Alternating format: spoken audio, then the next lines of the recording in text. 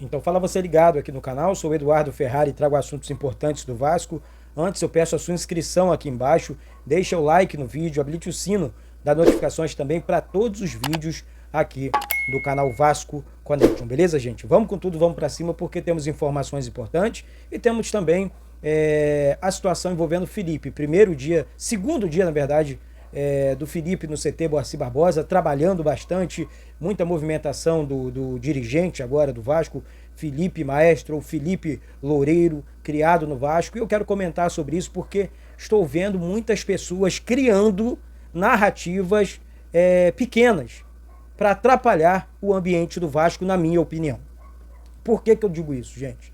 Olha só, algumas pessoas, mas os filhos do Felipe treinam na base do Flamengo, não sei o que, isso não é justo. Olha aqui, deixa eu explicar uma coisa aqui, sendo bem honesto para vocês. Primeiro que eu acho isso muito pequeno, tá?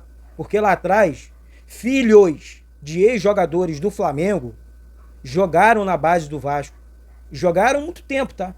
Muito tempo atuaram na base do Vasco. Jogadores que venceram do Vasco, que debocharam do Vasco, ex-jogadores no caso. E eles frequentavam o centro de treinamento da base do Vasco, né? Frequentaram por anos em Itaguaí, quando a base treinava ainda em Itaguaí. Tenho vários ex-jogadores aqui do Flamengo que tinham seus filhos jogando no Vasco. Então eu acho isso tudo muito pequeno, tá? E lá atrás, para quem não lembra, quando houve aquela primeira polêmica envolvendo a eleição do Vasco, né? Quando o Júlio Brandt venceu as eleições do Eurico Miranda, então na época, enfim, que o Eurico colocou o Campelo naquela situação inteira, o Campelo se juntou com o Júlio Brandt, depois recebeu aquela confusão que todo mundo sabe que aconteceu, e enfim, aí disseram que foi um grande golpe nas eleições do Vasco, porque o verdadeiro presidente não assumiu na época, então, o Júlio Brandt.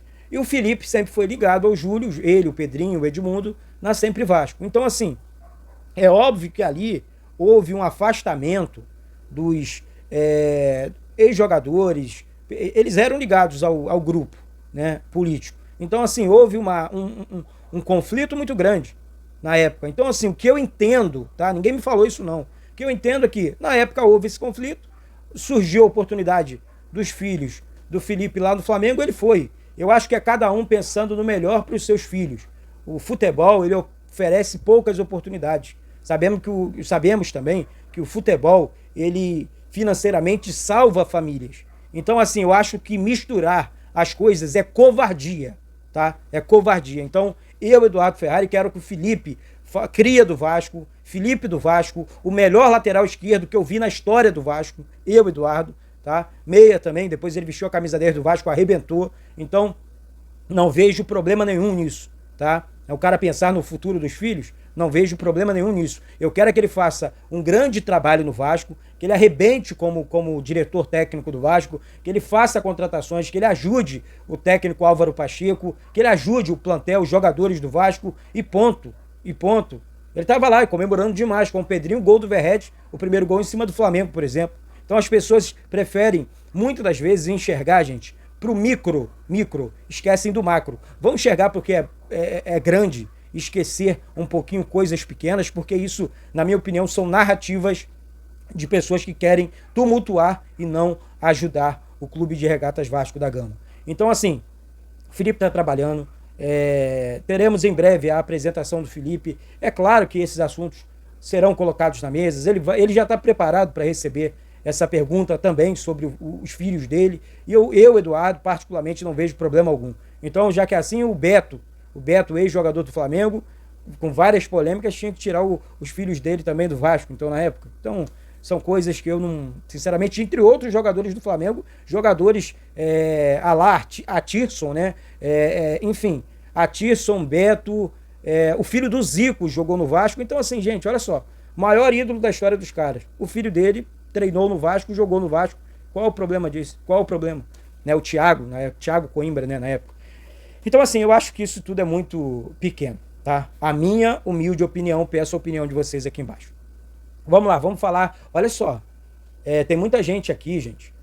Pô, Eduardo, eu quero me inscrever na 1xBet pelo canal, aqui pelo canal, e quero participar dos sorteios das camisas do Vasco. Eu passei o telefone aqui do canal, tá? O telefone do grupo de WhatsApp aqui do canal. Olha só, gente, para facilitar, faça o seguinte, faça a sua inscrição na 1xBet primeiro, com esse código promocional que está fixado aqui embaixo no primeiro comentário desse vídeo. Código promocional Vasco Connect 1x, beleza? Tá lá, o linkzinho, clica no link, faça a sua inscrição, depois você tira o print da tela e manda nesse WhatsApp que eu vou passar agora. O DDD é 21, o telefone é 999-81-1630. Feito isso, você entra pro grupo aqui do canal Vasco Connect e vai participar do sorteio das 2 camisas oficiais do Clube de Regatas Vasco da Gama. Mas primeiro, a galera da 1xBet precisa dessa confirmação, a sua inscrição na 1xBet aqui pelo canal Vasco Connection, beleza? Mudando de assunto, olha aqui, dirigente pode ser banido do futebol brasileiro, né? O John Textor, há um tempo atrás, entrou nessa confusão aí com a Leila Pereira, presidente do Palmeiras. Isso é sério, tá levantando essa bola aqui, porque você que gosta, acompanha o mundo do futebol, a galera, né? E é uma situação delicada, porque ele soltou um vídeo aí do Adrielson, dizendo que teve uma comunicação da expulsão do Adrielson, né? Em um dos jogos do Botafogo contra o Palmeiras, disse que foi um lance polêmico, que o lance não era para expulsão, que ele tinha provas. Eu acho que o John Textor, na minha humilde opinião, está indo longe demais. Uma coisa é a gente reclamar da arbitragem. Sabemos que a arbitragem do futebol brasileiro é muito limitada, erra pra caramba, sabe? Eu acho também que contra o Vasco, então, o VAR é um leão, né? Como dizia lá atrás o Leandro Castan. Então, a Leila Pereira deixou claro, vai entrar com o processo contra o John Textor, pedindo, sabe, a punição para ele, uma punição severa contra o dirigente hoje, John Textor, né?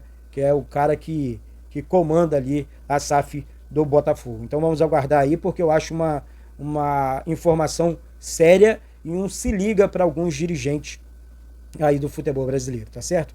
Sobre Nico Lopes, apurei algumas informações agora na parte da tarde, atacante, enfim, que pode aí reforçar o Vasco.